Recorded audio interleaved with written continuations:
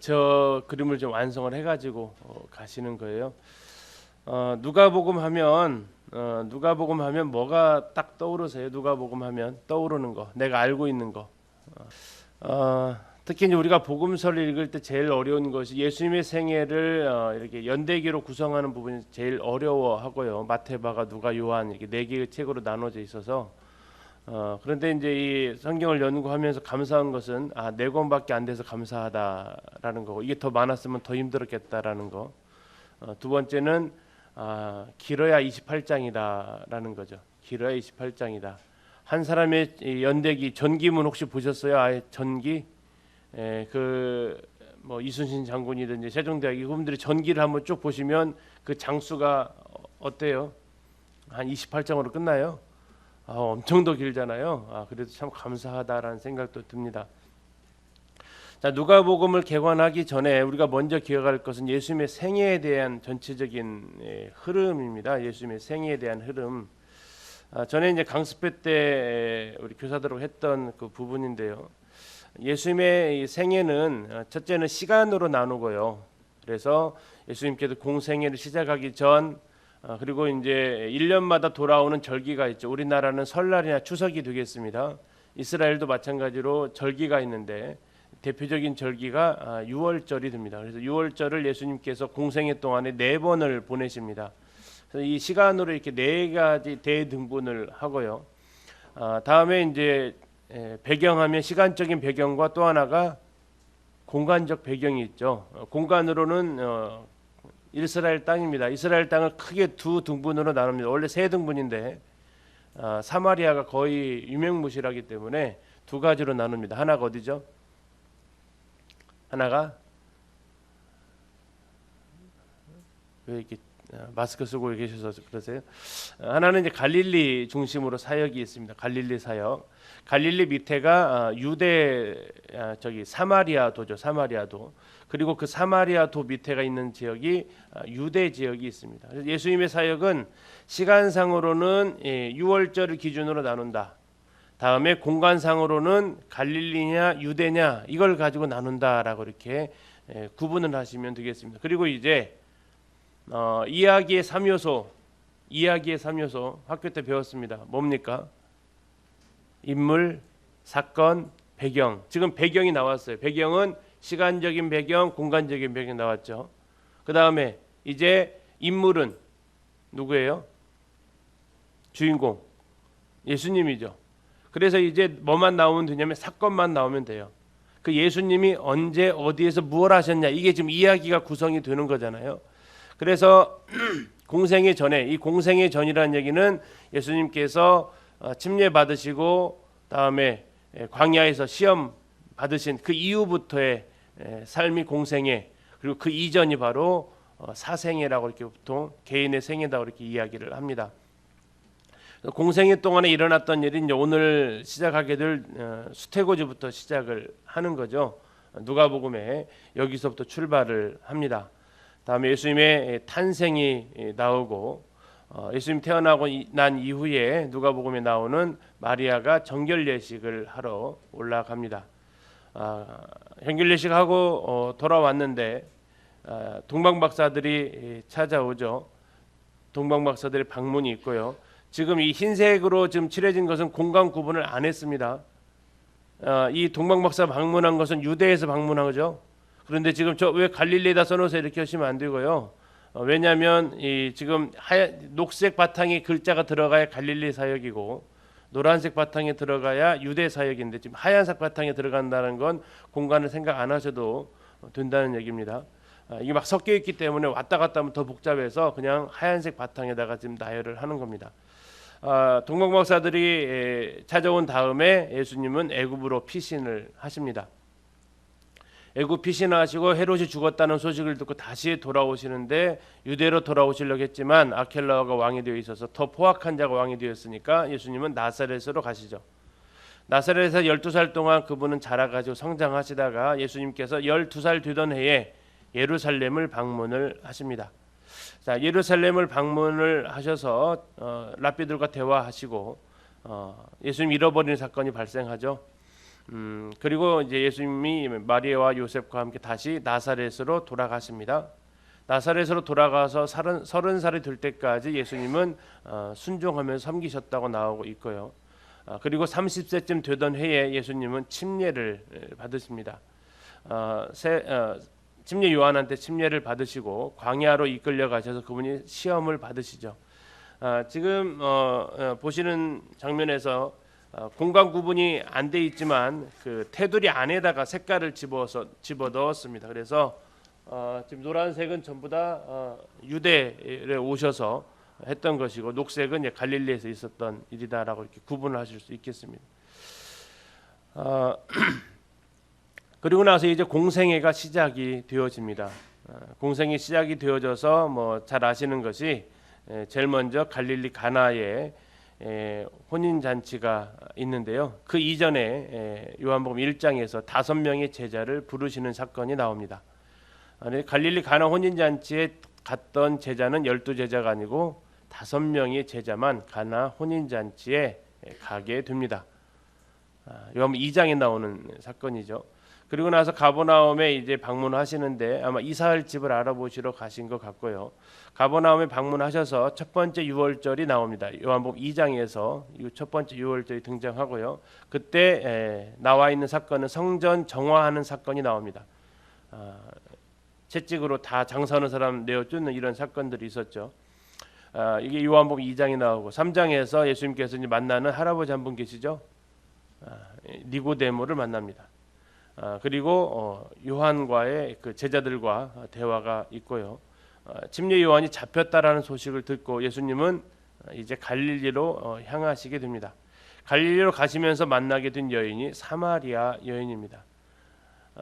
유대와 갈릴리 사이에 있기 때문에 사마리아를 유치에 이렇게 넣고요.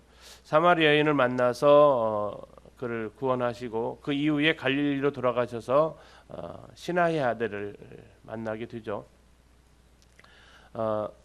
그 이후에 가버나움으로 예수님께서 이사를 하시게 되고요. 그곳에서 중풍병도 고쳐주시고 나병도 고쳐주십니다. 그러다가 또 1년이 지나서 두 번째 유월절을 맞이하시는데 두 번째 유월절의 기록은 요한복음으로 가야 됩니다. 요한복음은 거의 유대 중심 사역이고 마태, 마가, 누가는 갈릴리 중심 사역입니다. 두 번째 유월절에 있었던 사건은 뭐냐면 잘 아는 38년 된 병자 고치시는 사건이 일어나게 됩니다. 그리고 이거 하나밖에 없습니다. 두 번째 유월절 사건은. 그리고 다시 예수님은 이제 본 동네라고 하는 가버나움으로 올라가시죠.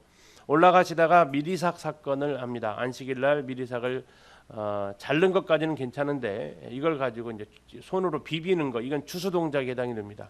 그래서 어떻게 안식일 날 추수할 수 있느냐 해서 트집을 잡게 되고 여기서 안식일의 주인이다라고 하십니다. 그리고 갈릴리 회당에 들어가서 손마른 자를 고쳐 주시고 그 이후에 드디어 팔복산에서 12제자를 선택을 하십니다. 이 12제자를 선택하는 그 시점이 예수님 공생의 시작하고 처음부터 12제자가 아니고요. 얼마가 흘렀다고요? 1년이라는 시간이 흐른 겁니다. 그러니까 제자들은 약 한 2년 정도 예수님을 공적으로 따라다닌 거지 3년 내내 따라다닌 건 아닙니다. 1년간은 파트타임으로 따라다녔다 생각하시면 되고 2년간은 풀타임으로 따라다녔다라고 이렇게 구분하시면 무난하겠습니다. 자, 12제자를 택하신 다음에 백부장 그 제자들 데리고 이제 전도 여행을 다니시는데 백부장의 하인을 가버나움에 내려오셔서 고쳐주시고 다음에 그 밑으로 내려오면 나인성이라는 곳이 있는데 나인성 과부의 아들을 살려주십니다. 예수님께서 죽은 사람 살리신 사건이 3개 나오는데 그 중에 하나가 바로 이 나인성 과부 사건이죠. 그리고 누가복음 7장에서 죄인인 여자가 향유 붓는 사건을 등장하고 있습니다. 다음에 가버나움에서 거라사로 가기 전에 폭풍이 잠잠해지는 사건을 경험하게 되고 그 사건 이후에 거라사의 군대 귀신을 쫓아냈습니다. 거라사 땅의 사람들이 예수님이 돼지떼 2,000마리를 손해를 끼쳤기 때문에 예수님 나가주세요 그렇게 하죠. 그래서 거라사 땅은 군대 귀신 들렸던 사람한테 맡기고 예수님은 다시 가버나움으로 오십니다. 가버나움에 오셔서 12년 동안 혈류증 걸렸던 여인의 그 병을 고쳐주시고 그때에 먼저 왔었던 야이로라는 사람이 있었죠. 회당장의 딸 야이로의 딸을 고쳐 주십니다. 이때 이제 아람어가 나오죠. 달리다굼이라는 단어가 나옵니다. 소녀의 내가 내게 말하는 일어나 걸으라입니다. 달리다굼의 소녀를 고쳐주신 이후에 예수님께서 나사렛 동네에 이미 이사는 하셨습니다. 그러나 그 동네를 다시 한번 가시는데 여전히 예수님에 대해서 배척을 합니다. 그리고 이제 예수님이 더 이상 가시지 않게 되죠. 그리고 나서 예수님은 12제자를 파송을 하십니다. 그리고 이제 6월절 3년차가 되는데 이때 예루살렘에 안 가세요. 그 이유는 12제자를 파송해서 놀라운 기적들을 벌어지니까 헤롯이 야 도대체 이것은 무슨 일이냐, 요한이 혹시 살아난 거냐, 옛 선지자가 다시 살아난 거냐 하는 소동이 벌어지고 잡아들여라라는 이런 명령이 내려집니다. 그래서 예수님께서는 이 12 유다 땅으로 내려가지 않으시고 이 6월절 세 번째 6월절은 갈릴리에 머무시게 됩니다. 왜냐하면 이제 특별히 이제 갈릴리가 유대 지역은 그 갈릴리 동편과 서편으로 나뉘어지는데 갈릴리 서편이 누가 다스리고 있었냐면 헤롯 안티파스가 다스리고 있어서 요단강 동편 벳세다 쪽으로 가게 됩니다. 그리고 벳사다에 가서 일으킨 기적이 바로 오병이어의 기적을 일으키시는 거죠. 이것이 이제 표현상으로 6월절이 가까웠다라고 이렇게 성경에는 기록이 되어져 있고 오병이어 기적 이후에 예수님께서는 무리를 걸으십니다. 베드로가 이때 무리를 걷게 되고요. 그 이후에 예수님께서는 이제 갈릴리 지역에서도 계시가 좀 어려웠습니다. 예수님에 관련된 헤롯의 이런 작전들이 있기 때문에 그래서 예수님은 이제 이방 사역을 가시는데 이때 두로와 시돈 지역에 수로보니게 여인 개들도 주인의 땅에서 떨어진 것을 먹습니다라고 했던 그 여인이 이제 등장을 하게 되고요. 이쪽을 거쳐서 예수님께서는 이제 데가볼리 지역으로 가죠. 당시 로마 군인들이 주로 상주했었던 이방인들이 지역이 상주했었던 곳에 가서 에바다 기적 열리라는 기적을 베푸시고 그쪽에서 칠병이어의 기적을 베푸십니다. 대자가 쓰여 있는 게 데가볼리라는 뜻을 가지고 있고요. 그리고 나서 예수님께서 다시 이제 돌아가실 준비를 하기 위해서 가이사랴 빌립보 쪽으로 올라가시는데 그 지경에 올라가서 벳세다에 들르시고 거기에서 소경의 눈을 뜨시는데 이때 특징이 소경을 안수를 2번 합니다. 두 번 안수하는 사건이 이 벳세다 소경에서 있고요. 그리고 나서 예수님께서 목적지로 도착하시는데 도착한 목적지는 가이사랴 빌립보 거기에서 신앙 고백을 했던 베드로의 신앙 고백 주는 그리스도시요 살아계신 하나님 아들입니다라는 신앙 고백을 그가 하게 되죠. 그리고 약 한 8일 후에 예수님께서는 제자들을 데리고 변화산으로 가십니다. 변화산의 위치는 정확하지 않습니다. 어떤 사람은 다볼산이라고 하고 어떤 사람은 헬문산이다라고 얘기를 합니다. 변화산에 가셔서 예수님께서는 엘리야와 모세가 등장하는 이런 모습을 보여주면서 거기에서 예수님이 예루살렘에서 별세하실 것이다. 오늘 누가복음 읽으면 알게 됩니다. 예루살렘에서 별세하실 것이다. 그 별세라는 단어가 영어로 쓰여졌는데 엑소도스입니다. 구약 성경에 엑소도스라는 책이 있죠. 출애굽입니다. 출애굽기가 엑소도스인데 그 사건이 일어나게 됩니다. 자, 변화산 사건 이후에 예수님께서 이 갈릴리에 내려왔더니 귀신 들린 사람을 제자들이 못 쫓아냈어요. 그래서 이제 왜 못 쫓아냅니까? 무엇을 통해 쫓아낼 수 있다고 그래요? 기도 외에는 쫓아낼 수 없다라는 사건을 하게 되죠. 가버나움에 왔더니 왜 너희 선생은 성전세 안 내냐 하면서 베드로가 물고기 잡아가지고 그 입을 열었더니 한 세겔이 나옵니다. 그래서 예수님 거 베드로 거에서 반 세겔씩 성전세를 납부하는 사건이 나오고 예수님은 이제 자신이 돌아갈 때쯤 되어서 예루살렘으로 가실 굳게 결심을 하십니다. 그래서 70인의 제자를 파송을 하시죠. 자, 이 70인을 파송하는 장면이 누가복음에서는 10장입니다.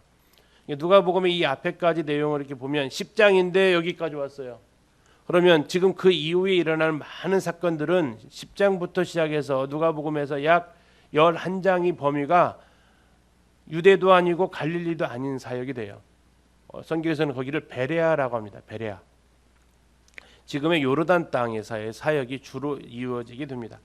자, 70인의 제자를 파송한 다음에 예수님께서 예루살렘에 가셔서 초막절을 지낸 사건이 나오고 이게 요한복음 7장의 사건입니다. 생수의 강이 흘러나리라 이 사건이 있죠. 이게 일어나고 다시 누가복음으로 돌아와서 이제 마리아와 마르다가 손님 접대해서 마르다가 짜증내고 마리아는 말씀 듣고 이런 장면이 누가복음 10장에 나오죠.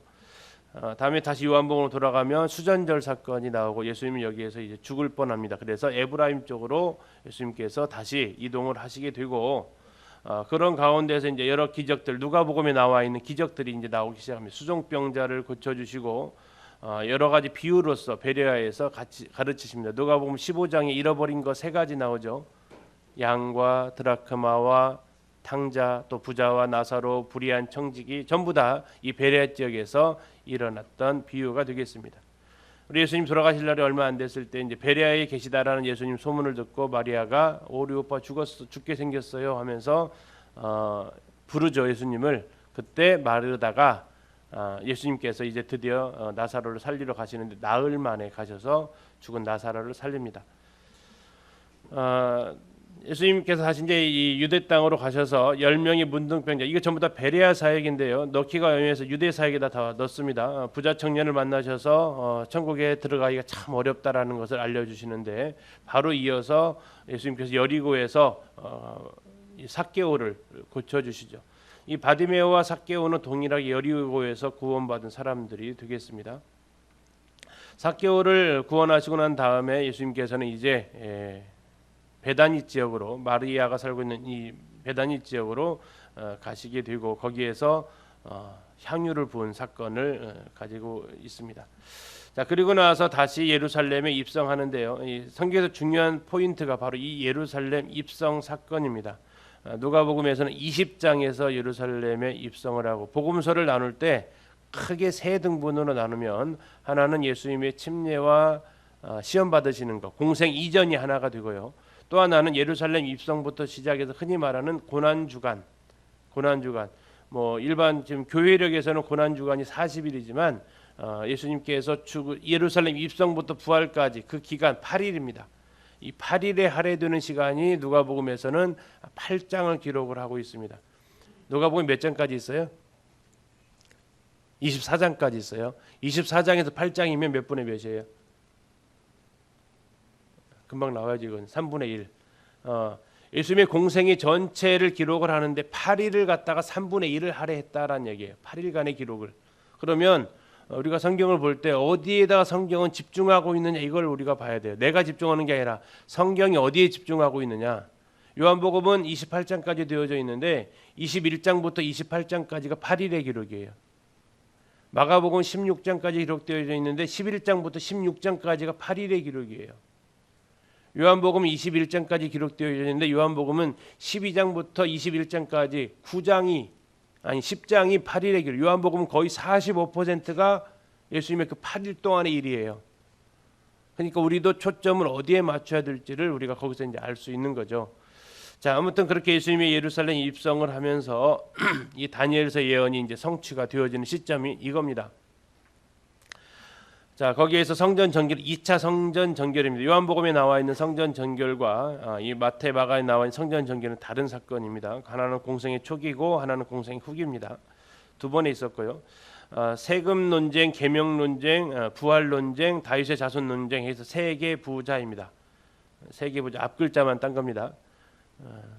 이 8일 동안에 있었던 예루살렘에서의 성전에서 가르치셨던 사역이고, 이때 이제 유다가 예수님을 팔기로 결정을 하게 되고 예수님 12제자와 함께 마가다락방에 가십니다. 성전 정결이 월요일이고요. 세계 부자가 화요일입니다. 유다 변심이 수요일 날 있었던 걸로 보이고 최후의 만찬이 목요일입니다. 요일별 하나씩만 지금 집어넣은 겁니다. 자, 목요일 날 최후의 만찬을 하고 나서 그 이후에 예수님께서 제자들과 함께 겟세마네로 가십니다. 감람산이라고 하는 곳으로 가셔서 거기서 3번 기도하시게 되죠.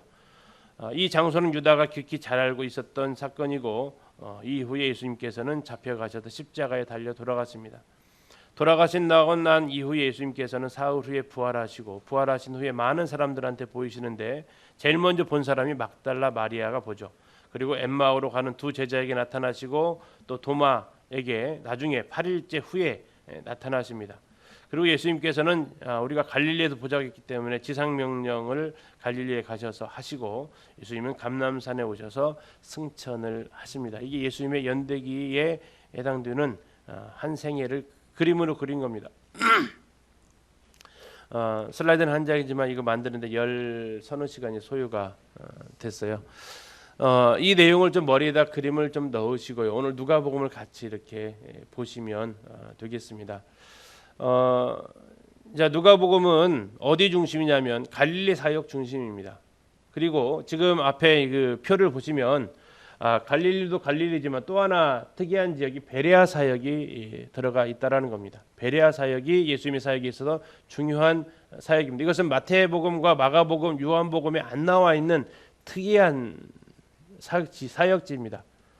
그래서 이 누가복음에는 그러한 사건들이 누가복음 10장부터 그 삭개오 만나기 바디메오 만나기 전까지 그 사건이 여기 많이 할애가 되어져 있다. 이게 누가복음의 예수님의 공생애에서 가장 큰 차이점 중에 하나가 되겠고요. 자, 누가복음을 크게 세 부분으로 나누면 여기 지금 나누어져 있는 대로 공생의 이전과 공생의 여정 그리고 공생의 마감으로 나눌 수 있습니다. 공생애까지의 기준점, 공생의 이전과 공생의 여정의 기준점은 뭐라고요? 예수님의 침례와 광야 시험입니다. 시험까지 끝나면 공생의 이제 본격적 출발입니다. 그 시점이 어디냐면 우리 누가복음 4장입니다. 그래서 세 부분으로 나눌 때 누가복음 4장 13절에서 첫 단락이 끝납니다. 그리고 14절 예수께서 성령의 능력으로 갈릴리에 돌아가신 잠깐 한번 펴보세요. 누가복음 4장 14절 예수께서 성령의 능력으로 갈릴리에 돌아가신 이렇게 나와 있죠. 사실 4장 13절하고 4장 14절 그 사이에는 시간이 꽤 흘렀습니다. 이 무슨 시간이 흘렀냐면 요한복음 2장 1장 하반절 5명이 제자 선택하는 거 다음에 갈릴리 가나 혼인잔치 성전 정결 사건 니고데모 만나고 다음에 사마리 여인 만나고 이 사건이 이 13절과 14절 사이에 들어가야 돼요. 우리 거기에는 예루살렘 사역이기 때문에 그것이 통으로 빠져 있다고요. 그냥 우리는 13절에 14절 가는데 이 몇 달이 흘렀어요. 지금 이미 13절 14절에 갈릴리로 가신 이유가 뭐냐면 요한이 잡혔다라는 소식을 듣고 가세요. 그래서 그 전환점이 있다. 이 공생 이전이 예수님의 침례가 그 전환점이다 기억하시고 다음에 공생의 마감을 하는 이 기준점이 있습니다. 이 공생의 여정과 공생의 마감의 기준점 이건 뭐에 해당될까요? 예루살렘 입성이라는 겁니다. 이 예루살렘 입성은 사복음서에 다 나와 있습니다. 누가복음은 뒤로 넘기셔서 누가복음 19장에 보시면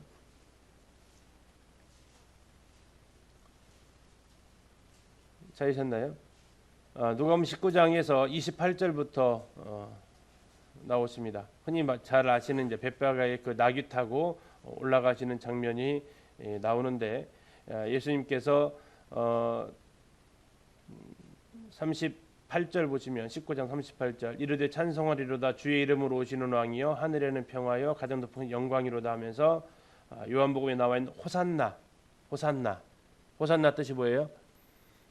이제 구원하소서라는 뜻이죠. 예루살렘 입성을 하는 장면이 이제 여기에 나오게 됩니다. 이 시점, 이 누가복음 19장 28절까지가 예루살렘 들어가기가 예수님의 공생의 여정이 이제 마무리다. 그리고 거기서부터는 8일간의 기록이 뒤에까지 쭉 나와 있다라는 겁니다. 그래서 우리가 이 예수님의 생애를 이렇게 나눌 때 바로 침례 이전에 어떠한 모습이었는지, 다음에 침례 이후부터 갈릴리에서의 또 유대에서의 베레아에서의 사역과 예루살렘 들어가시기 전까지 어떠한 사역이었는지, 그리고 마지막 예수님께서 십자가에서 죽으시기까지 그 8일간의 여정하고 부활까지 승천하시기까지의 여정이 어떻게 되어져 있는지를 이렇게 크게 구분을 하시면 되겠습니다. 누가복음의 첫 시작은 이렇게 기록되어져 있습니다. 1장으로 가서 보시면요. 누가복음 1장 2절에 이렇게 1절 이렇게 나와 있는 우리 중에 이루어진 사실에 대해서 기록했다. 이게 굉장히 중요한 포인트입니다. 이루어진 뭐에 대해서 했다고요? 사실이라는 겁니다. 팩트라는 겁니다. 팩트. 예수님의 살아계심은 많은 사람들로부터 부인을 당해 왔지만 예수님의 그 살아계심 실제로 이 땅에 사셨다라는 것은 사실이다, 팩트다라는 겁니다.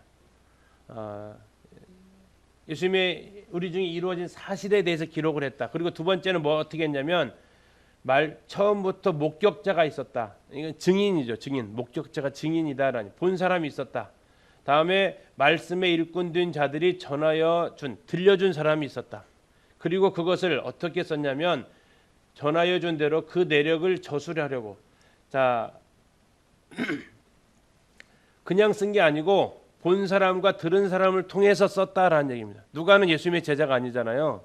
그럼에도 불구하고 이걸 쓸 수 있었던 것은 보고 들은 사람이 그 나에게 알려준 그대로 적었다라는 얘기입니다. 그대로 적었다.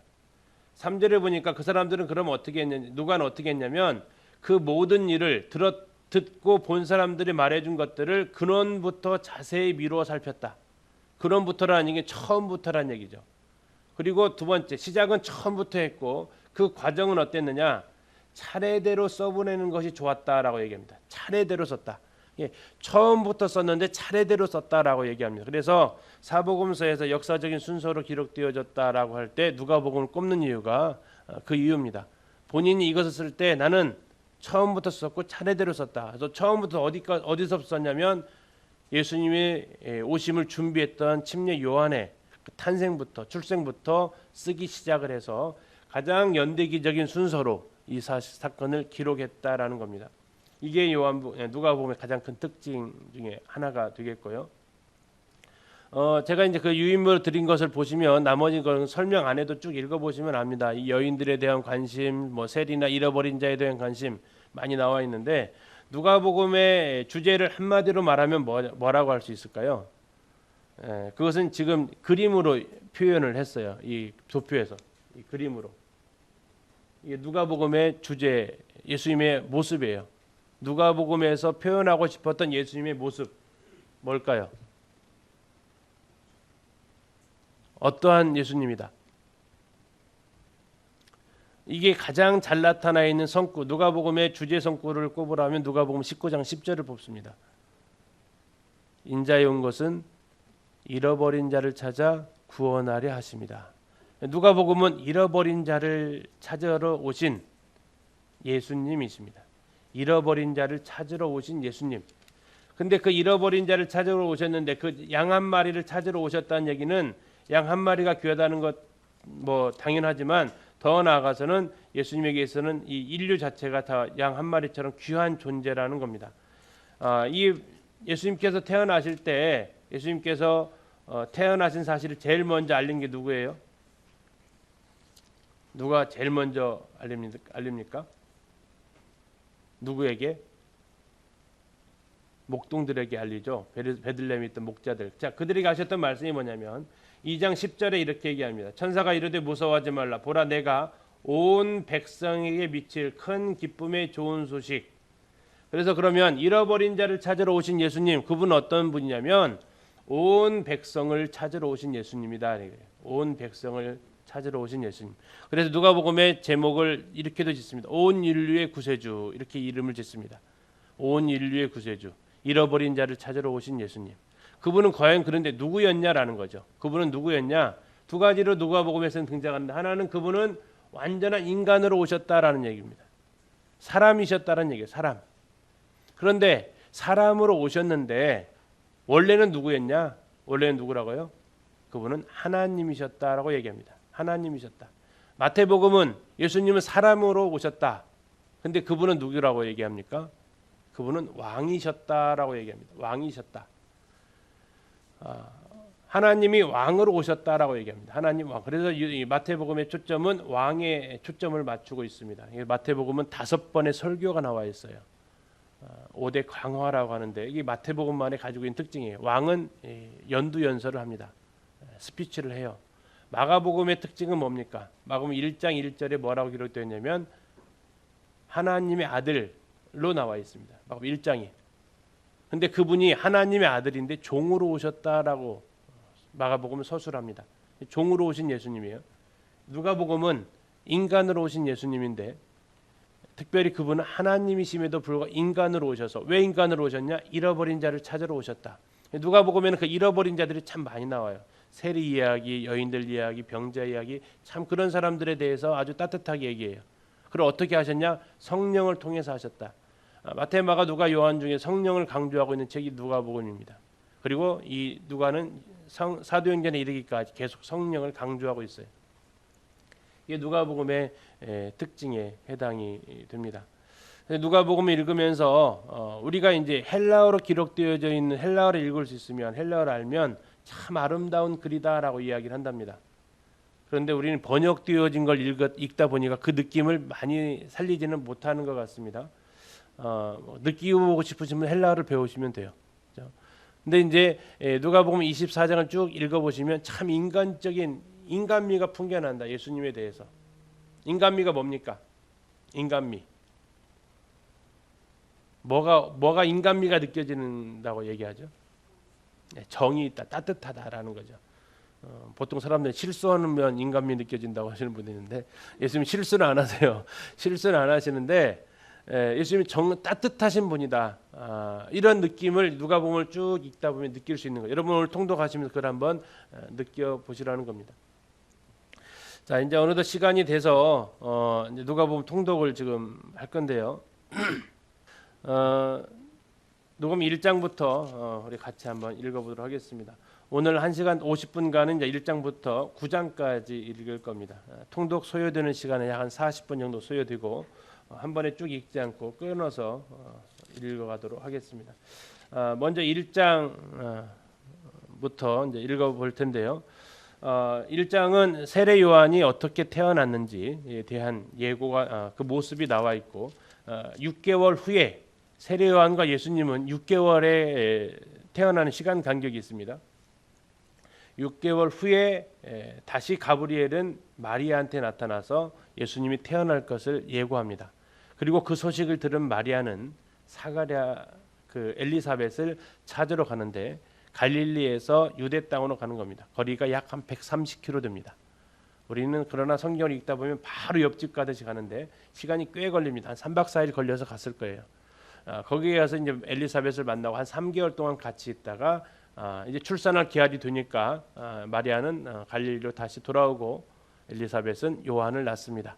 그리고 그 요한에 대해서 이제 어떻게 살았는지 기록이 되어져 있고 마리아는 이제 이런 마리아와 엘리사벳 이런 상황을 보실 수 있겠습니다. 1장을 먼저 읽겠습니다. 2장 통독하실 때 또 하나의 그 팁은 다 글자가 안 들어오거든요. 근데 제가 이제 설명하는 단어들이 있습니다. 그 단어를 찾아보시면서 들으셔도 뭐 하나의 도움은 되실 수 있겠습니다. 예수님 천주교에서 마리아가 동정녀라고 얘기를 하고요. 또 하나는 마리아는 예수님 이외에 그 누구도 낳지 않았다라고 얘기합니다. 그럼 예수님의 동생은 누가 낳았을까요? 요셉이 데리고 온 자식이라고 얘기합니다. 이게 이제 천주교에서 하는 얘기입니다. 그런데 이제 누가복음 2장에서 보면 마리아가 첫 아들을 낳았다라고 얘기합니다. 첫 아들을 낳았다는 얘기는 무슨 뜻이에요? 둘째도 낳았다라는 얘기예요. 성경은 그런 계획까지 다 이미 알고 첫 아들을 낳았다라고 얘기를 합니다. 다음에 목자들한테 가가지고 이따 읽으실 때 첫 아들 나오는 단어 보시라고요. 목자들한테 나타났을 때 너희들이 가면 예수님이 태어날 걸 알 거다. 자, 베들레헴에 가는 거죠. 베들레헴 사람 엄청 많죠. 그런데 어떻게 바로 예수님 알아볼 수 있을까요? 세 가지 단서를 주는데 하나는 베들레헴으로 가라. 두 번째는 그 아이는 구유에 누워 있을 것이다. 세 번째는요. 그 아이는 강보에 쌓여 있을 것이다. 근데 아이는 다 태어나면 강보에 다 쌓여 있어요. 근데 왜 그게 표적이 된대요? 표적은 사인이라는 얘기예요. 그거 보면 알 수 있다. 왜 그렇게 알 수 있냐? 강보가 바로 그 힌트입니다. 포대기 아닙니다. 강보는 그 아이가 임신하면 엄마들이 만들기 시작합니다. 강보를. 거기다 뭘 만드냐면 거기에다 그 아이의 이름을 써놓습니다. 그래서 목자들이 갔을 때 강보를 딱 보면 거기에 뭐가 써 있어요? 예수라고 써 있는 거죠. 예수의 뜻은 뭐예요? 구원자입니다. 그럼 천사들이 나타나서 얘기해 준 게 뭐냐면 너희를 위해서 구원자가 나셨다. 구원자와 예수가 일치됩니다. 그래서 바로 찾아낼 수 있었던 거고요. 그리고 나서 예수님께서 8일째 되는 날 할례는 예루살렘 가서 해요, 집에서 해요? 집에서 합니다. 성전 안 갑니다. 그러니까 아마 베들레헴에 사셨을 것이고 33일이 되었을 때에 성전에 올라가서 마리아 정결례 지가고 예수님을 쳐다드리기 때문에 하나님께 드리는 그 예식도 같이 합니다. 갔더니 두 분을 만나죠. 한 분은 시므온과 또 한 분은 안나를 만납니다. 시므온은 예고가 되어 있었던 사람이에요. 그리고 안나는 그냥 평소에 섬기다가 하나님 은혜를 만난 사람이고, 그 이후에 기록이 툭 빠져 있어요. 누가복음 읽다 보면 무슨 기록이 빠졌냐면 애굽으로 피난 갔다가 돌아오는 기록이 빠져 있고, 예수님이 바로 이 성전에서 나사렛으로 간 것처럼 표현하고 있습니다. 그 장면도 한번 찾아보시고요. 그 예수님께서는 이제 갈릴리에서 공생의 기간 동안 30살까지 삶이 2장에 나와 있습니다. 2장 그러면 읽도록 하겠습니다. 3장부터 4장 13절까지만 먼저 읽을 건데요. 3장에서는 이제 세례 요한이 회개의 침례를 베풉니다. 그리고 그곳에 세례 받으러 온 사람한테 유명한 얘기하죠. 독사의 자식들아 하면서 회개에 합당한 열매를 맺어야 된다라고 이렇게 외치게 됩니다. 그 가운데 예수님께서 이제 앞으로 너희들에게는 내가 물로 침례를 주지만, 예수님은 무엇과 무엇으로 차례를 줘요? 불과 성령으로 너에게 침례를 줄 거다.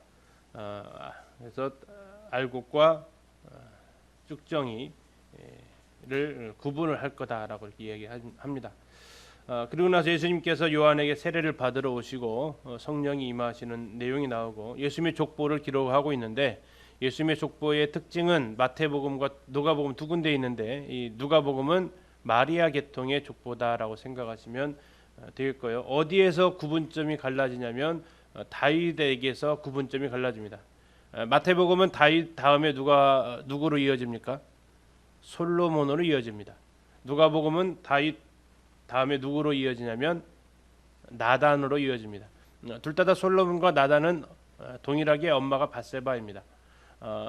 그 계열로 해서 이제 나단 계열로 해서 쭉 가면 마리아가 나오는 거고, 솔로몬 계열로 해서 쭉 가면 요셉이 나오는 거고요. 그래서 예수님께서 태어나시게 되는 그 차이가 있고요. 누가복음의 마태복음 아브라함이 출발점이라면 누가복음의 종착점은 누구까지 갑니까? 인류로 말하면 아담까지 가고요. 그 인류를 지은 하나님께까지 올라갑니다. 아담까지 올라간 것은 아까 예수님이 온 인류를 위한 기쁨의 소식이라고 그랬죠. 그래서 온 인류를 상징해 두기 때문에 아담까지 올라갈 수밖에 없는 부분이죠. 그래서 나오고, 4장에서 예수님께서 광야에서 3번에 걸친 시험을 받으시는데, 이 시험 받는 순서도 마태복음과 약간 다릅니다. 그것이 책에 대한 그 목적을 가리키기 때문에, 우리가 한 가지 또 기억하실 것은, 예수님은 광야 40일 동안 시험을 3개만 받았다, 아니면 3개만 기록했다. 3개만 기록한 겁니다. 3번만 받으시는 게 아닙니다. 3가지만 기록을 하신 건데, 그 3가지 기록은 첫사람 아담이 받았던 시험과 동일한 시험입니다. 육신의 정욕과 안목의 정욕과 이생의 자랑이고, 오늘날 우리가 받는 시험과도 동일한 시험을 받으십니다. 시험 받는 장면까지 보겠습니다. 자, 여기까지. 자, 이제 한번 그 표 한번 채워 보시겠습니다. 제일 처음에 뭡니까? 침례 요한의 출생입니다. 침례 요한의 출생. 두 번째가 주셨어요. 침례 요한의 출생. 두 번째는요.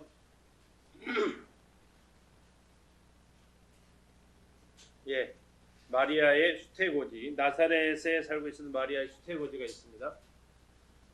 자, 2장으로 가면 2장에서는 예수님께서 태어나시는, 베들레헴에서 태어나시는 장면이 2장에서 이렇게 나오고 있죠. 예수님의 탄생. 이 순서 이게 두 가지 제목으로 해서 이렇게 A, B로 나눴습니다. 2장에서 두 번째 사건은 예수님의 어린 시절입니다. 2장 40절이 12살까지의 성장이고, 다음 2장 52절이 13살부터 30살까지의 성장이다, 이렇게 보시면 되겠습니다. 자, 3장으로 가면 어떤 일이 벌어집니까? 세례 요한, 침례 요한이 등장하게 됩니다. 독사의 자식들아 지금 외쳤던 장면 기억하시죠? 그래서 회개에 합당한 열매를 맺어라, 도끼가 이미 남의 뿔에 놓였다라고 외치죠. 그 다음에 예수님께서 세례를 침례를 받으십니다. 그리고 예수님의 족보가 아담 그리고 하나님까지 올라가서 온 인류의 구세주라는 것을 보여주고 있습니다. 그 다음에 이제 방금 마지막 읽었던 장면이 예수님께서 성령에게 이끌려서 어떤 일이 벌어져요? 시험을 받으십니다. 세 가지 시험을 받으시는 게 공생의 이전의 삶이다. 이렇게 다 채워 넣으셨나요? 자, 중요한 것은 이것은 이제 마음의 순서를 새기시는 게 또 중요한 부분이 되겠죠. 예, 뭐 바쁘죠. 읽을라 들을라 채울라 졸리실 틈이 없을 겁니다. 자, 이제 4장 14절부터 가는데요. 예수님의 이제 여기가 공생의 시작이다라고 생각하시고 아까 말씀드린 대로 예루살렘 사역이 통으로 빠졌다. 요한복음 2장 1장 그 이후부터 요한복음 4장까지의 그 사건이 다 빠져 있다라고 생각을 하시면 되겠습니다. 자, 예수님께서 세례 요한이 잡히고 나서 갈릴리로 돌아오시는데요. 갈릴리에 오셔서 설교하시는데 반응이 좋아요. 왜 반응이 좋냐? 요한복음 2장에 있었던 사건이 있었기 때문에 그래요. 유대에서 이 사람이 굉장한 일을 하고 왔다 하니까 반응이 좋아요. 그런데 나사렛은 반응이 안 좋아요. 야, 너희 귀에 응했다 했는데 사람들의 반응이 뭐냐면 너는 그래도 목수의 아들이잖아. 이런 반응이에요. 네가 뭐 메시아야. 너 어렸을 때 내가 다 보고 자랐는데. 나사렛은 배척하는데 갈릴리는 반응이 좋았다라는 것이 4장의 내용입니다. 자, 그리고 나서 다시 예수님께서 이제 가버나움으로 가셔서 여러 기적을 행하시게 되고 베드로의 열병도 베드로 장모의 열병도 고쳐 주십니다. 그리고 여러 병든 사람들을 고쳐 주시고 이제 5장으로 가면 베드로를 부르시는데 네 번째 만남이에요. 이게 첫 번째 만남이 요한복음에서 나오는 그 만남이 있습니다. 그리고 두 번째 만남이 갈릴리 가나 가서 예수님이 기적을 베푸는 것도 봤어요. 세 번째 만남은 자기의 장모의 병을 고쳐주는 것도 봤어요. 그럼에도 불구하고 베드로는 여전히 주님을 따르지 않아요. 풀타임으로. 이 장면에서부터 이제 거의 풀타임으로 따릅니다.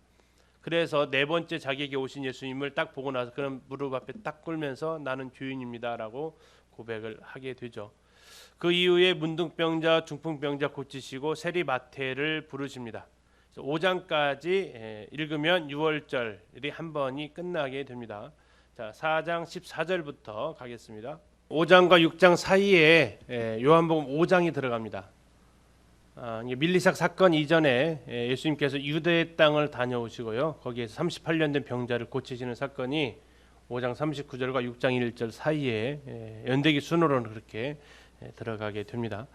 자, 6장에서 안식일에 관련된 논쟁이 하나는 이삭을 잘라 먹은 사건, 하나는 회당에서 손 마른 자 고쳐주는 사건이 있습니다. 그리고 이 시간 이후에 예수님께서 12제자를 택하시고 그들의 이름이 등장을 하게 되고요. 마태복음에서는 그 10제자를 택하시기 전에 산상수훈을 하십니다. 5, 6, 7장이 그리고 10장에서 예수님께서 12제자를 택하시는데 이 누가복음에서는 12제자를 택하시고 설교를 하십니다. 근데 여기 장소는 산상설교가 아닙니다. 좀 다릅니다. 평지 설교하십니다. 평지로 내려왔다고 얘기를 하십니다. 역시 예수님께서 이 가르침 한 번만 했다 이게 아닙니다. 여러 번 하셨던 겁니다. 그 중에서 선별적으로 기록했고 그래서 요한복음에서 예수님께서 행하시고 기적을 베푸신 거 다 하려고도 이것은 부족하다라고 얘기하는 거지. 이거 왜 설교가 비슷한데 여기는 산상이고 여기는 평지지? 예, 산에서 가르치시고 평지에서도 가르치신 것입니다. 누가복음 6장에서는 평지 설교가 나와 있다라는 겁니다. 이 마태복음의 산상수훈과 많이 흡사하지만 장소가 다르고 시점이 좀 다르다라고 생각하시면 되겠습니다. 다음에 7장으로 가셔서 예수님께서 이제 전도 여행을 떠나십니다. 갈릴리만 있다가 갈릴리 주변으로 이제 갈릴리 호수를 벗어나는 사역을 7장부터 하시는데 가버나움에서 출발을 하십니다. 백부장총 고치시고 나인성은 가버나움에서 밑에 있는 동네죠. 과부 아들 살리시고 자 이렇게 놀라운 기적을 베푸니까 이미 잡혀 있었죠. 세례 요한은 잡혀 있었고 곧 죽음이 임박한 것 같습니다. 제자들을 보내서 우리가 기다린 분이 맞습니까? 이런 질문을 하고요. 예수님께서는 보고 들은 거 가서 말해라 하면서 요한을 칭찬하십니다. 그리고 바리새인이 예수님을 초대하고 거기에 향유 부은 여인이 등장을 하게 됩니다. 그럼 6장과 7장 읽겠습니다. 6장 예, 8장 9장을 읽겠는데 이제 8장은 또 그 시간이 흘러가 있죠. 그 후에라고 이렇게 시작을 합니다. 또 한 번 이제 전도 사역을 하러 다니시게 되는데 그때 도와줬던 사람들의 이름이 초반에 나와 있고요. 두 번째 전도 사역의 특징은 많은 비유를 하셨다라는 겁니다. 8장에서 씨 뿌리는 비유, 등불의 비유 이런 비유도 하시고 다음에 거라사의 미치광이 군대 귀신 들린 사람 있었는데요. 거라사에 귀신 들린 사람이 몇 명이 있었어요? 마태복음에는 2명 나오고요. 누가복음에는 1명 나옵니다. 그럼 몇 명이에요? 2명이 맞겠죠. 그래서 그 중에서 1명만 지금 초점을 두고 누가복음은 기록을 한 것으로 생각하시면 되겠습니다. 그리고 돌아왔더니 회당장 야이로가 기다리고 있었고 자기의 딸을 고쳐달라고 합니다. 혈루증 여인이 가시는 길에 예수님 옷자락을 만져서 고침을 받고 회당장 야이로의 딸은 죽었다가 살아나는 두 번째 인물이 됩니다. 첫 번째가 누구였습니까? 나인손 과부의 아들이었고 두 번째가 회당장 야이로의 딸이었습니다. 다음에 요한이 죽습니다. 요한이 죽고요. 그리고 예수님께서는 이제 그 헤롯의 핍박을 피해서 벳세다로 옮겨가시게 됩니다. 여기서 오병이어의 기적을 베푸시게 되고 여기도 요한복음에 나와 있는 그런 기적들이 또 일부 생략이 되고 가이사랴 빌립보로 올라가서 베드로의 신앙 고백을 받으십니다. 가이사랴 빌립보에서 그 다음 가시는 곳은 변화산에 가시고 거기에서 예수님의 별세하실 것, 별세라는 단어가 아마 등장할 겁니다. 9장을 읽어보시면 확인해 보시고 그다음에 내려오셔서 귀신 들린 아이를 고쳐주십니다. 그리고 나서 예수님께서 죽을 걸 예견하는데 제자들은 누가 크냐 이걸 가지고 싸우고요. 예수님께서 이제 나는 예루살렘으로 가겠다 하시면서 마음의 결심을 하시고 가시는데 사마리아 사람들이 예루살렘으로 가면 우리는 우리 통행을 허락할 수 없다 하면서 배척을 하는 것이 그러니까 이 바리새인들 어땠을 것 같으세요? 더 화가 났겠죠. 이제 그런 가운데 또 한 사람이 와서 유산을 좀 배분해 주십시오 할 때 나를 유산 나누는 사람으로 세웠느냐 하면서 어리석은 부자 하나님께 대해서 가난했던 이 부자 죽으면 누구 것이 되겠느냐 이런 비유 나와 있죠. 그러면서 너희는 뭘 먹을까 마실까 입을까 염려하지 말라 가르치십니다. 다음에 이제 이 내용은 19장까지 계속 비유 가르침 이런 내용들이 반복이 되어지는데요. 깨어 기다려라 종이 되어서 깨어 있으라라는 가르침. 다음에 진실한 청지기와 불의한 청지기 이 비유가 12장에서 나오고 있습니다. 그래서 하나님께 칭찬받는 청지기 또 혼나는 청지기 양식을 나눠줄 줄 아는 청지기 그렇지 않은 청지기 그 비유를 가지고 하고 이 시대를 분별할 줄 알아라. 다음에 13장에서는 회개하라라고 얘기하십니다. 갈릴리에서 있었던 사건들을 통해서 실로암 망대 사건이나 이런 사건들을 통해서 그 사람들이 죄 많이 져서 벌 받은 거 아니다. 너희들도 회개하지 않으면 망한다. 그러면서 포도원 밭에 심었던 무화과 나무, 포도원 밭은 굉장히 좋은 밭입니다. 좋은 밭에 심어졌음에도 불구하고 열매 맺지 못하는 나무 몇 년간요? 3년이나. 그래서 주인은 베어버리라고 하는 뽑아버리라고 하는데 한 번 더 참아달라고 이야기하는 그 사건을 통해서 회개할 것 한 번 더 기회 준다라는 거죠. 한 번 더 기회 준다. 다음에 또 하나님 나라를 겨자씨와 누룩으로 비유하고요. 구원받는 것을 좁은 문으로 들어가는 것으로 또 비유하시기도 하십니다. 아마 이제 예루살렘의 베레아를 통해서 지금 아까 10장에서 베다니 집에 가셨기 때문에 마르다 마리아 집 거기는 예루살렘 쪽이거든요. 감람산 넘어 그쪽에 가셨기 때문에 예루살렘에 도착하신 것 같고 예루살렘을 보시면서 예루살렘아 예루살렘아 이렇게 탄식하시는 주님의 모습을 이렇게 볼 수 있습니다. 12장 13장 그러면 또 읽도록 하겠습니다. 14장을 가면 장소가 바뀝니다. 바리새인의 집인데 바리새인 중에서도 리더의 인도자의 집에 들어가시는데 들어간 이유는 초청을 받아서 들어갔습니다. 거기 갔더니 수종병자가 있습니다. 아마 이 사람의 바리새인 집에 있었던 종이지 않을까 싶은데요. 자세는 나와 있지는 않습니다. 어쨌든 그러면서 안식일이었기 때문에 예수님께서는 그를 고쳐주시면 논란이 될 걸 아시죠. 그럼에도 그리고 고쳐주시면서 안식일에 선을 행하는 것이 옳다 얘기하십니다. 그리고 가만히 앉아 계시는데 초청받은 사람이 예수님만 있었던 건 아니고요. 다른 사람들도 초청을 받았습니다. 이게 어떤 사람들을 보니까 초청자에서 받아서 오는데 자리를 앉는데 아주 상석에 앉는 거예요. 상석에 앉는데 주인이 와가지고 거기 아니야, 일로 와, 내려와, 이쪽으로 와. 이제 그런 일들이 이제 벌어진 거죠. 그러면서 가르치시는 겁니다. 혹 초청받으면 말석에 앉아라. 그러면 주인이 와서 이쪽으로 와서 앉으시죠. 이러면 체면이 서는데 상석에 앉았다가 내려와라 그러면 얼마나 창피한 거냐 하면서 자기를 높이는 자는 낮아지고 낮추는 자는 높아진다. 이러한 가르침을 또 베풀어 주십니다.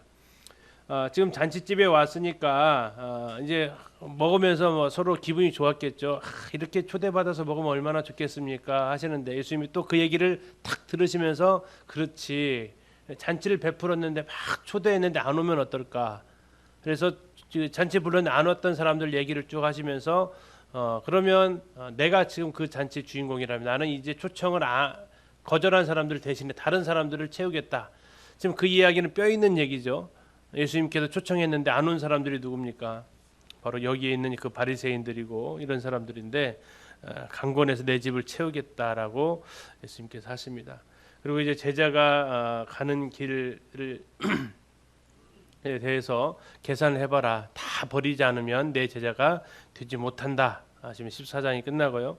15장은 잃어버린 양, 또 잃어버린 드라크마, 잃어버린 아들, 흔히 말하는 탕자의 비유가 세 가지가 나오는데 이것도 역시 바리새인들 들으라고 한 말입니다. 바리새인과 서기관들, 이게 바로 이제 잃어버리지 않은, 자기가 자칭 잃어버리지 않았다고 생각하는 사람들. 다음에 세리와 죄인들은 바로 잃어버린 양 드라크마 아들이다 비유를 하시고, 16장에서는 불의한 청지기, 그 주인의 것을 손에 끼쳤던 그가 이제 너 그만 이 청지기를 끝낼 거야 했을 때 그가 어떻게 지혜롭게 대처했는지, 그리고 잘 아시는 부자와 나사로의 이 비유는 어디서 나왔냐면 돈을 좋아하는, 그러니까 16장은 돈을 좋아하는 바리새인을 앞에 두고 앞에다가는 불의한 청지기 비유, 뒤에다가는 부자와 나사로 비유를 양쪽에 넣고 있습니다. 그래서 16장을 읽을 때는 그 바리새인, 돈을 좋아하는 바리새인의 중심이 있고 앞에는 불의한 청지기, 뒤에는 부자와 나사로 이야기가, 두 비유가 대칭 구조로 되어져 있습니다. 오늘은 지금 세 장을 그래서 지금 읽을 겁니다. 14, 15, 16장 읽겠습니다.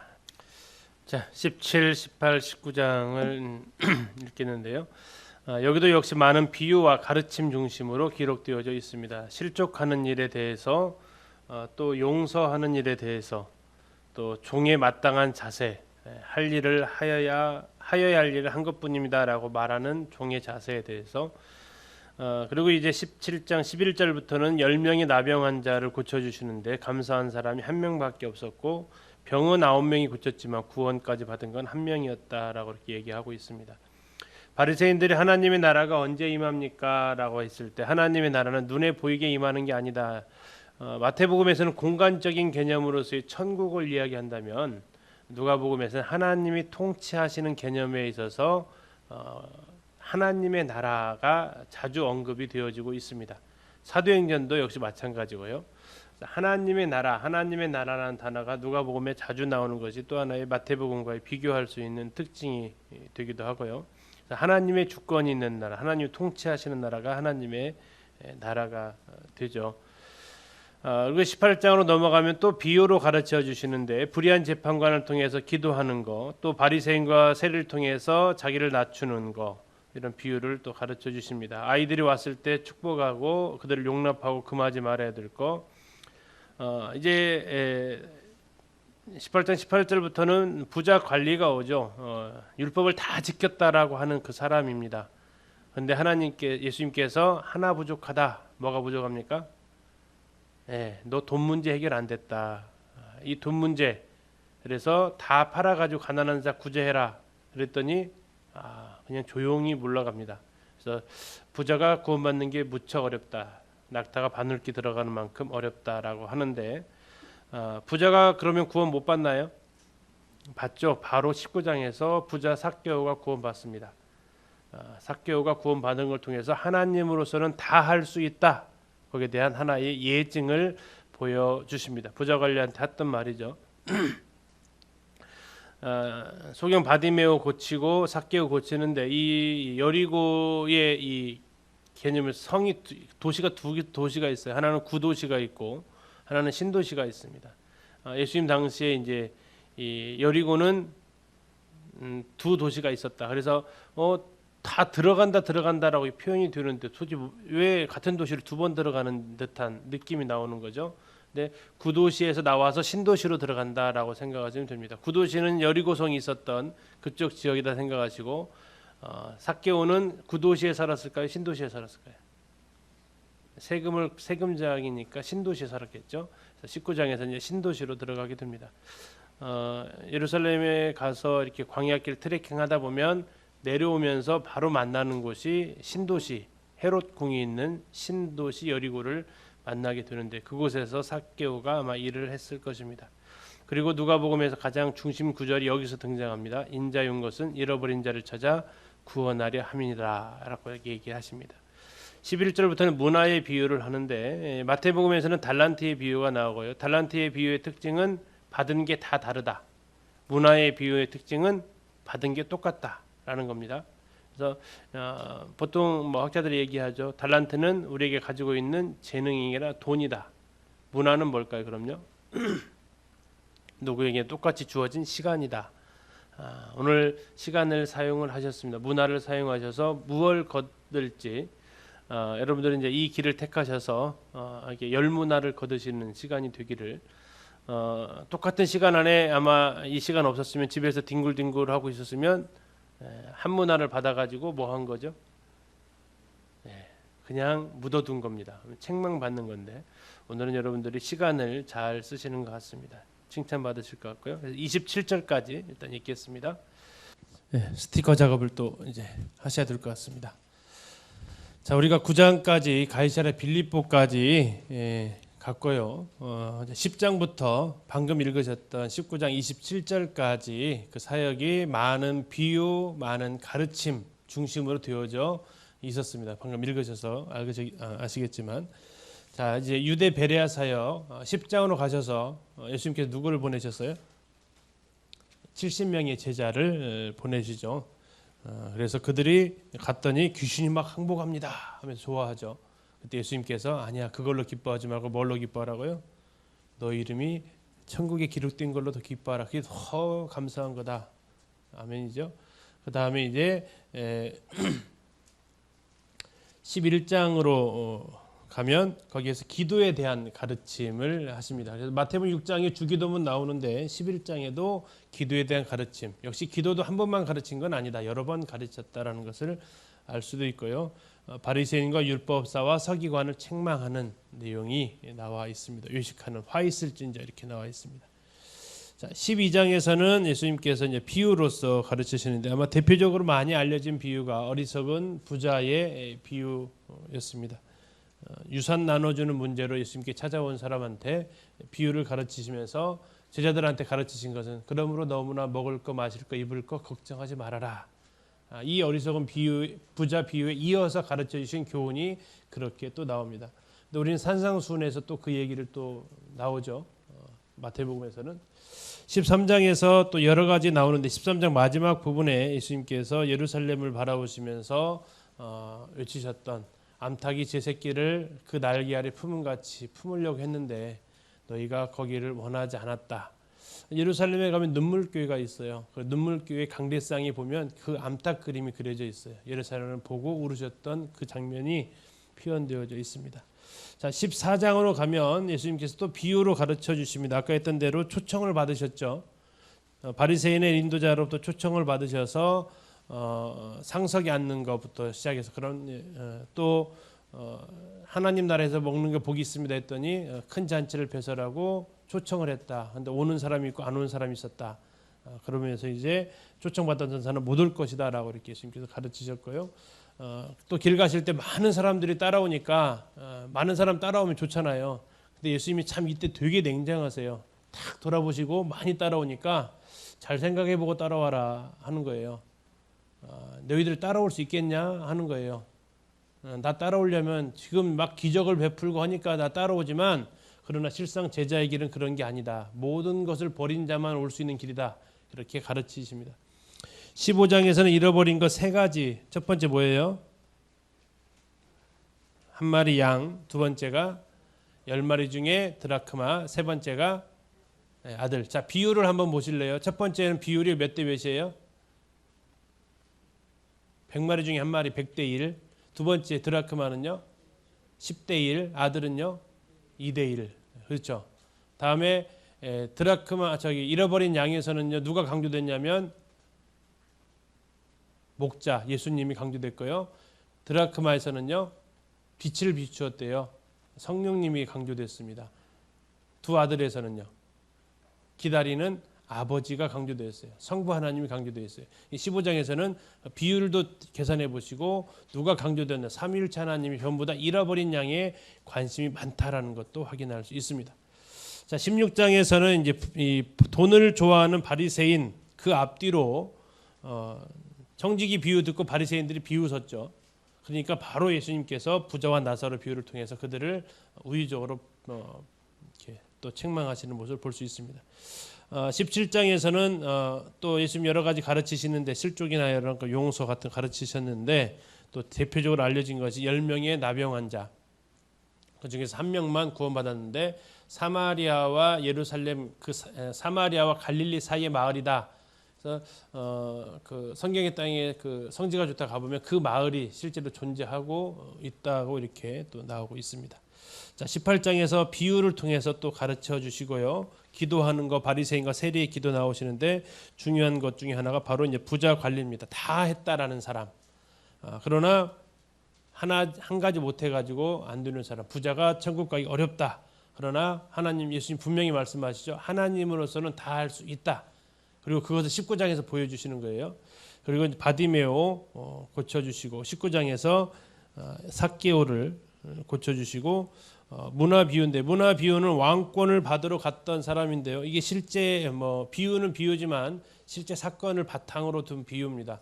헤롯이 왕으로서의 권위를 받기 위해서 로마로 그 왕위를 받으러 가는 그 사건과 연결되어져 있고 실제로 신구약 중간사에서 헤롯이 그 왕위를 받으러 갔다 왔는데 순수히 인정을 안 해요. 그래서 이쪽 유대 땅에서 반란이 일어납니다. 그래서 헤롯이 그 반란군을 진압을 해요. 그러면서 왕으로 등극을 하는데 그 사건과 예수님 태어나시기 불과 몇십 년 전에 있었던 사건이에요. 그 사건이 그래서 유대인들은 잘 알고 있었던 사건이죠.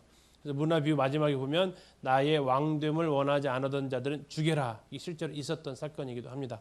그래서 문화 비유를 하면서 마무리되고 19장 28절은 드디어 예수님께서 예루살렘으로 들어가시는 입성이 시작이 되겠습니다. 28절부터는 예수님의 공생애를 마감해가는 과정이 되겠습니다.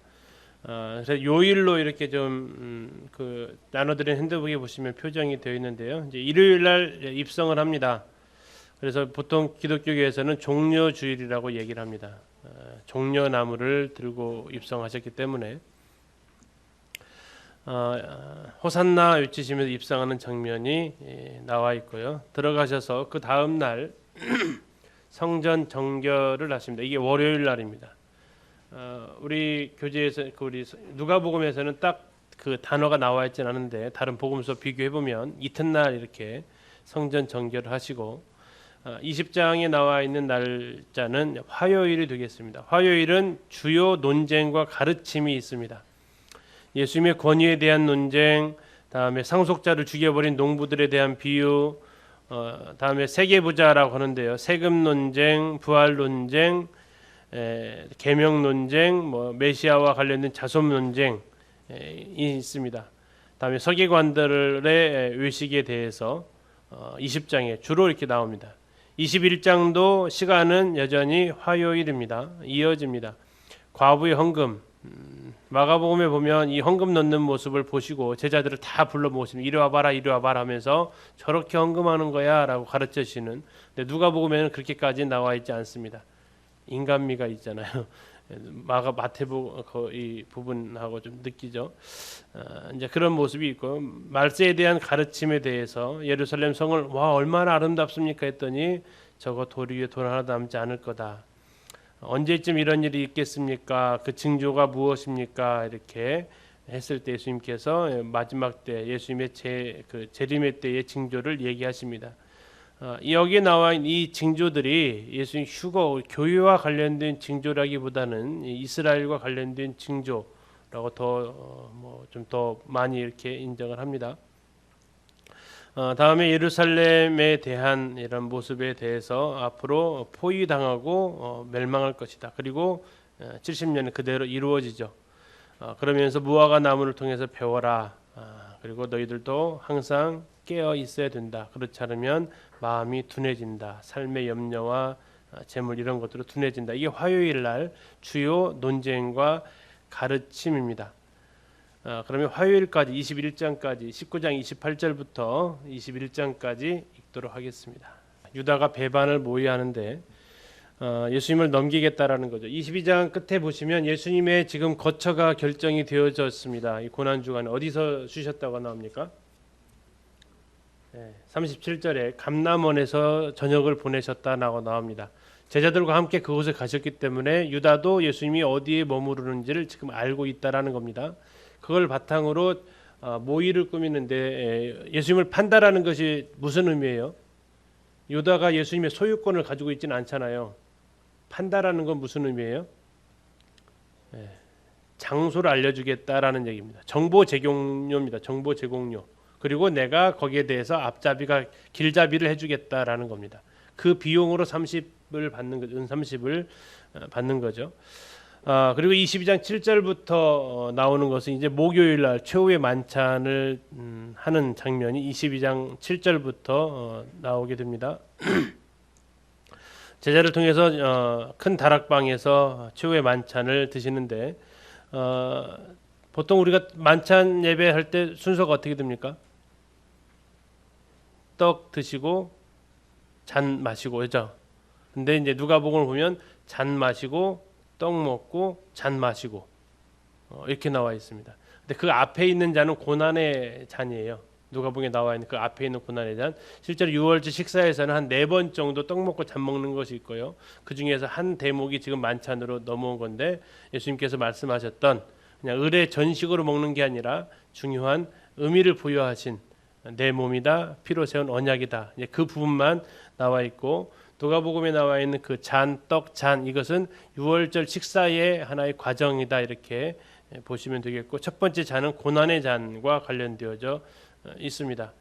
자, 그 자리에서 베드로가 부인할 것을 예고하시고 내가 너를 위해서 기도한다. 베드로뿐만 아니라 사탄이 까부리려고 했던 것은 베드로만 밀가부르듯 까부는 게 아니라 제자들을 전부 다 밀가부르듯 하겠다라고 했고 좀 더 많이 유동친 것이 베드로고 베드로한테 형제들을 굳게 해줘라라고 얘기합니다. 그리고 예수님께서 잡히시기 전에 뭐 한 가지 확인하시는데 혹시 칼 가지고 있냐 물어보십니다. 그리고 돈 가지고 있냐 전대 가지고 있냐 다 물어보세요. 전에 전도로 갈 때는 없어도 된다고 했는데 갑자기 물어보세요. 이거 있다고 하니까 그러면 됐다. 왜 그러냐? 나는 지금 불법한 동류로서 잡혀가야 된다라고 얘기를 하십니다. 칼 2자루 있습니다. 그 정도면 됐다. 우리가 원래 떼강도는 아니니까 두 자루만 있어도 불법자의 동류로 잡혀가는 것이 인정된다. 칼만 있으면 안 되니까 돈도 있어야 될 거 아니에요. 그 빼앗은 돈처럼 여겨지는 듯한 그래서 주님께서 그렇게 여김을 받으신다라는 장면이 나오고 그 칼을 가지고 베드로가 대제사장의 말고의 귀를 베어버리는 거죠. 그리고 예수님께서 이제 겟세마네에서 기도하시고 제자들한테 3번에 걸쳐서 기도하십니다. 가룟 유다가 찾아왔고 금요일로 넘어갑니다. 47절부터 날짜가 바뀌죠. 배신을 하게 되고요. 이건 요한복음에 좀 더 자세하게 그 과정은 나와 있습니다. 예수님이 잡혀서 대제사장에게 가십니다. 베드로는 거기에서 3번 부인하고 거기 있는 사람들 하속들은 예수님을 때리면서 누가 때렸나 맞춰봐라 이렇게 하고요. 산헤드린 공의로 잡혀가셔서 신문을 당하십니다. 그리고 빌라도로 앞으로 끌려가서 이 사람을 십자가에 못 박아달라고 하고 빌라도는 예수님이 갈릴리 사람인 것을 알고 헤롯한테 보냅니다. 헤롯은 예수님한테 무엇인가 기적 좀 보고 싶었는데 아무 대답도 안 하고 아무 행동 안 하니까 다시 빌라도한테 보내고 빌라도는 또 죄 없다 하고 또 죽여달라 하고 결국 3번에 걸쳐서 무죄 선고를 했지만 예수님은 죽임을 당하게 됩니다. 십자가를 지고 가실 때 구레네 시몬이 이 십자가를 지고 따라오게 되고 예수님은 가시면서 예루살렘 여인들을 위해서 나와 너희와 너희 자녀를 위해서 울라고 하십니다. 십자가에 달리셔서 예수님께서 기도를 7마디 하시는데 그 첫 번째 기도가 누가복음에 나와 있습니다. 첫 번째 기도가 뭐예요? 이 죄를 저들에게 돌리지 마옵소서. 그리고 마지막 기도는 요한복음에 나와 있습니다. 뭐죠? 아버지여 내 영혼을 아버지 손에 의탁합니다. 이 두 가지 기도를 잘 기억하세요. 나중에 사도행전에서 또 한번 물어볼 겁니다. 자 그렇게 하면서 예수님께서 십자가에서 죽으시고 성수의 휘장이 찢어지면서 이 사람은 의인이었다라는 고백을 합니다. 그리고 아리마대 사람 요셉이 니고데모와 함께 예수님을 장사를 지내면서 23장까지가 마무리가 됩니다. 자 22장, 23장 읽도록 하겠습니다. 자 예수님께서 이제 돌아가셨고요. 24장에서 예수님께서 부활하십니다. 그리고 부활하신 후에 예수님이 여인들을 만나시고 엠마오로 가다가 예수님이 두 친구를 만나시는데 한 명의 이름을 소개하고 있죠. 글로바라고. 만나신 다음에 그들을 다시 예루살렘으로 그들이 가게 되고 예루살렘에 가서 제자들을 만나서 함께 이야기를 합니다. 부활하신 예수님을 만났다. 여인들도 만났다. 이 사람들도 만났다. 베드로도 만났다. 이렇게 얘기를 하는 가운데 예수님께서 그 앞에 나타나시게 되죠. 그리고 이제 뭐 다른 이야기들은 다른 복음서 연결되어지고 그 이후에 예수님께서 제자들과 함께 감람산에 가셔서 승천을 하십니다. 그리고 제자들은 큰 기쁨으로 예루살렘에 돌아와서 예수님께서 말씀하신 대로 성령이 오시기를 기다리게 되고 그 성령의 오심이 이제 사도행전으로 그대로 이어지게 됩니다. 24장 읽겠습니다. 예, 스티커 작업을 좀 하겠습니다. 자, 공생의 마감인데요. 공생의 마감의 출발은 뭐부터 시작한다고요? 예루살렘 입성부터 시작합니다. 19다시피 예루살렘 입성 호산나. 우리 뭐 교재에는 호산나라고 이렇게 나와 있지 않지만 다른 복음서 참고하면 호산나라고 이렇게 외치고 있죠. 자, 29장 입성하는 날짜가 무슨 요일이라고요? 주일이다 했어요. 주일, 일요일. 그래서 종려주일이다. 종려나무 들고 입성하니까요. 다음에 20장으로 들어가면 월요일까지 19장이 있었죠. 성전 정결까지. 20장으로 들어가면 화요일이 이틀에 걸쳐서 진행이 됩니다. 주로 비유와 가르침에 대해서 나오는 게 화요일 사건이다. 자, 세는 뭐의 약자예요? 세금. 이게 가이사의 것은 가이사에게, 세금 바치는 게 옳습니까? 질문했었죠. 부는요? 부활 논쟁이죠. 사두개인들의 부활 논쟁. 다음에 자는 예수님이 다윗의 자손이 맞냐? 자손 관련된 논쟁입니다. 다른 복음에서는 이제 계명, 어느 것이 첫째 되는 계명입니까? 계명까지 나올 때는 이제 세 개 부자고 여기 이제 세 가지만 나오고 있습니다. 자, 21장에서는 역시 화요일 사건입니다. 두렙돈 이야기부터 출발을 하죠. 헌금궤 놓는 거에서.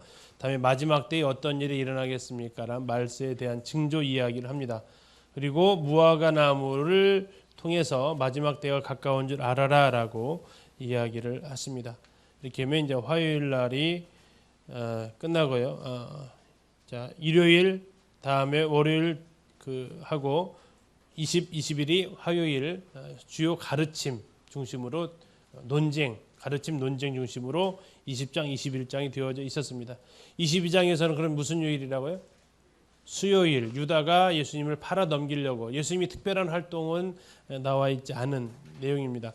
그리고 이제 목요일로 가서 예수님께서 최후의 만찬하는, 그리고 겟세마네에 가서 기도하는 장면이 나오고 예수님께서 잡히셔서 대제사장 집에서 베드로가 부인하고 공회회, 사내들인 공회회에 소집되어지고 빌라도한테 갔다가 헤롯한테 갔다가 다시 빌라도한테 가서 결국 십자가 판결을 받으시고 십자가에서 처음 하셨던 기도, 이 죄를 저들에게 돌리지 마옵소서 한 기도를 하시고 마지막에 그분은 돌아가시게 됩니다.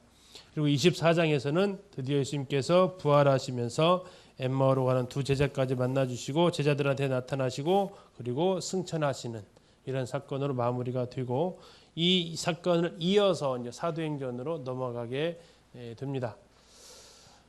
이렇게 해서 이제 누가복음에 대해서 우리가 같이 이렇게 쭉 보셨습니다. 완성되셨나요?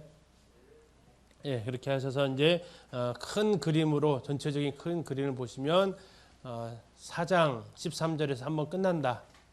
공생의 시작, 시험 끝나면서 그리고 14절부터 가시는데 요한복음 내용이 빠져 있다. 누가복음에는. 그리고 주로 갈릴리 사역과 베레아 유다 사역으로 되어져 있고 그 사역 마침표 되어지는 지점이 예루살렘 들어가시기 전, 입성하기 전까지 사역이다. 예루살렘 입성하면서부터는 이제 마지막 8일간의 기록이 누가복음에 기록되어져 있다라는 것을 이렇게 우리가 이렇게 보았습니다. 큰 흐름을 이렇게 좀 보시면서 내가 좀 더 기억하기 좋은 것이 있으면 그 라벨지 빈칸에다가 쓰셔서 거기 덧붙이셔서 이 큰 그림을 보시고 예수님의 생애를 이해하실 수 있으면 좋겠습니다.